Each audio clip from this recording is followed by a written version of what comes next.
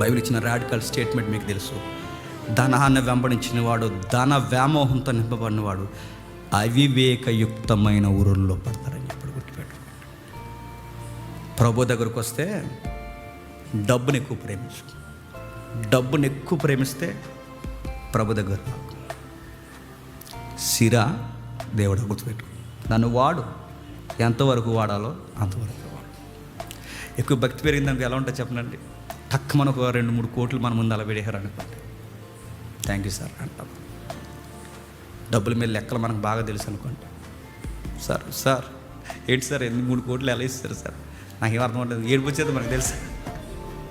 మనకి ఏడుపు రావట్లేదంటే నేను అడుగుతున్నాను. నాకు చెప్పొచ్చు చెప్పకూడదు. మొన్న సహోదరు మన ఇబ్బందిని బట్టి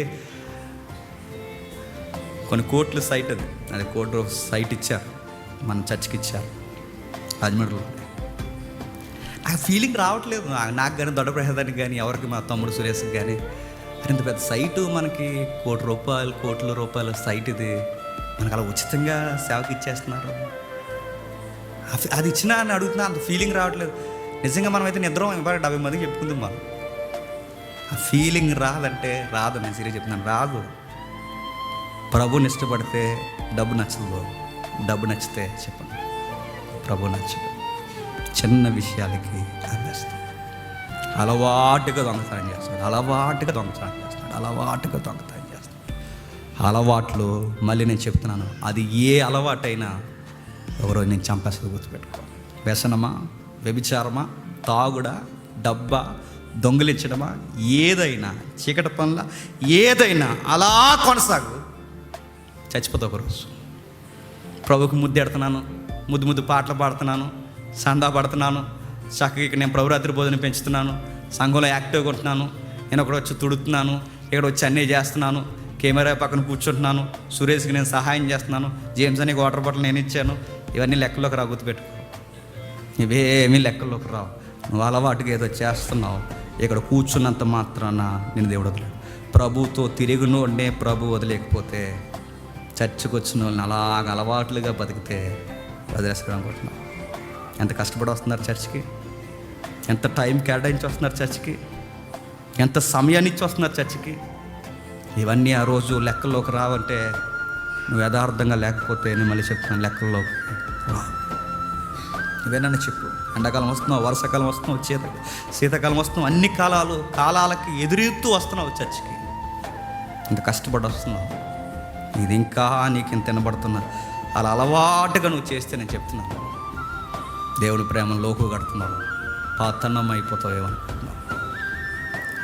అదే యోహాను సువార్త 26వ వచనం చూడండి ఒకసారి. అదే యోహాను సువార్త 13వ అధ్యాయం 26వ వచనం ముగించేసుకుందాం. ఒకడు నన్ను సేవించిన ఎడల నన్ను వెంబడింపవలెను, అప్పుడు నేను ఎక్కడ ఉందునో అక్కడ నా సేవకుడు. నేను ఎక్కడ ఉంటే అక్కడ ఉండాలి. నేను ఎలా ఆలోచిస్తుందాకనే చెప్తున్నాడు, రాజుకు నచ్చినట్టే బతకాలి. పౌలు ఎఫ్సీ పత్రికలో వాడతారు కానీ పౌలు గారు, మన నోటుతో ఆయన క్రీస్తుగా ఎలా ఒప్పుకోవాలంట. నోటుతో క్రీస్తుగా ఒప్పుకోవడం అంటే, ఎస్ ఆయన క్రీస్తు అని నోటుతో ఒప్పుకుంటానంటే వాయిస్ సౌండ్ కాదు. నోటుతో ఒప్పుకోవడం అంటే, క్రీస్తు అంటే అభిషక్తుడు, రాజు. నా లైఫ్లో ఆయన రాజుగా నేను ఒప్పుకుంటున్నాను, రాజు కింద బానిసగా బతుకుతాను, ప్రభువుకు నచ్చంది నేను ఏది చేయను. అది రాజుకు ఒప్పుకోవడం అంటే. ఆయన అన్నాడు, నేను ఉండే దగ్గర నా శిష్యుడు ఉంటాడు, నేను ఫాలో అయ్యే దగ్గర నా శిష్యుడు నన్ను ఫాలో అవుతాడు, నేను ఆలోచించిన నా శిష్యుడు అవుతాడు, నేను ఎక్కడుంటానో నన్ను వెంబడించిన వారు కూడా అక్కడే ఉంటారు.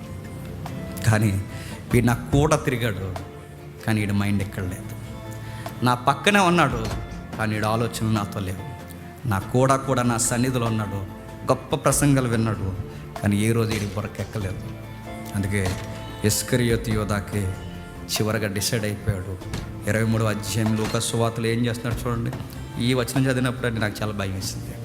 లూకాసు సువార్త 22వ అధ్యాయం చూడండి. లూకాసు సువార్త 22వ అధ్యాయం 3-4 వచనాలు ముగించుకుందాం. లూకాసు సువార్త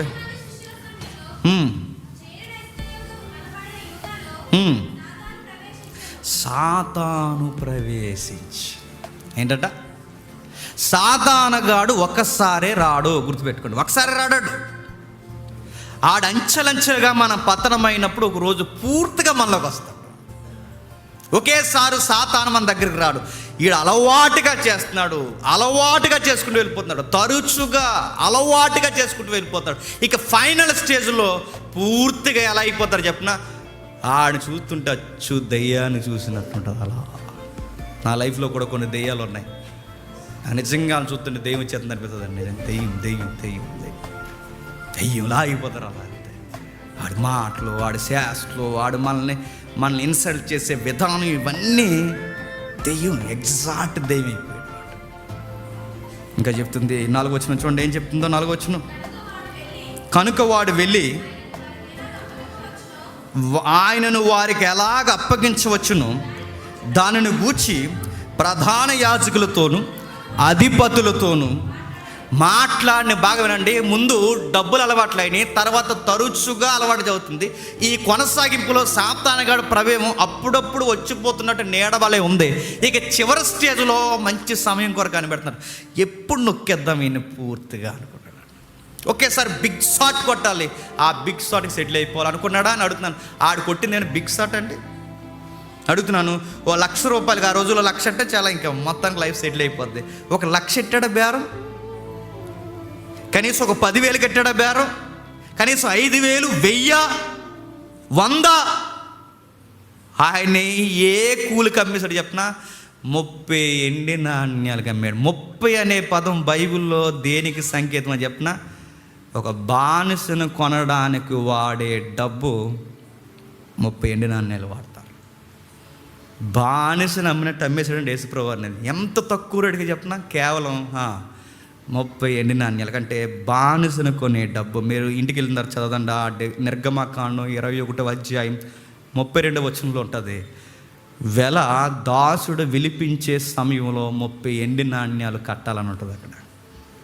అంటే 30 కాయిన్స్కి అమ్మేసాడట యేసుక్రీస్తును. బానిస వెల ప్రభు కట్ట అమ్మేసాడట. తర్వాత వాడికి ఇంక ముగించేస్తున్నాను. ఏం అవదనుకున్నాడో పర్లేదు, మళ్ళీ వదిలేస్తారు, కొంచెం వార్నింగ్ ఇచ్చి తర్వాత మళ్ళీ ప్రభువా నాకు ఏం తెలియదు ప్రభు, ఇది అలా జరిగిపోయిందంటే ఈయన ప్రేమను మనం దగ్గరగా చూసి క్షమించేస్తాడు అనుకున్నాడో, మరి సిలువ ఉండదు అనుకున్నాడు ఏటో. ఎందుకంటే అయ్యో గుంటనక్కలు పూర్తిగా ఏది బయటికి చెప్పలేదు స్టోరీ. ఎవరు?